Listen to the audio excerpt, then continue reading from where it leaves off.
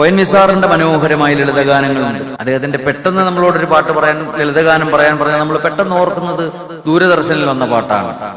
ഏതാണ് പാട്ട്? ഒന്നിനി ശ്രുതി താഴ്ത്തി പാടുക പൂങ്കുയിലേ, എന്നോ മലുറക്കമായി ഉണർത്തരുതേ, എന്നോ മലുറക്കമായി ഉണർത്തരുതേ. അപ്പൊ അങ്ങനെ ON നിസാറിന്റെ ഒന്നിനി ശ്രുതി താഴ്ത്തി ദേവരായ മാസ്റ്റർ ട്യൂൺ ചെയ്ത മനോഹരമായ പാട്ട്.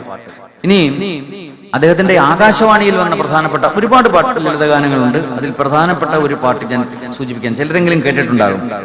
ഓടക്കുഴലേ ഓടക്കുഴലേ ഓമന താമര കണ്ണന്റെ ചുംബന തൂമധു നുകർന്നവളെ, രാഗിണി നീ അനുരാഗിണി മറ്റൊരു രാധയോ രുക്മിണിയോ എന്ന് പറയുന്ന പാട്ട് അന്ന് വളരെ പ്രസിദ്ധമായിരുന്നു. ആ പാട്ട്, ആ പാട്ടിന്റെ മറ്റൊരു പ്രത്യേകത, അത് ON നിസാർ എഴുതി MG രാധാകൃഷ്ണൻ സാർ ട്യൂൺ ചെയ്തു എന്നുള്ളതല്ല, അത് ആകാശവാണിക്ക് വേണ്ടി പാടിയത്, ആകാശവാണിയുടെ കളക്ഷനിൽ ഉണ്ടാകുന്നത് അത് KS ബീനയാണ്.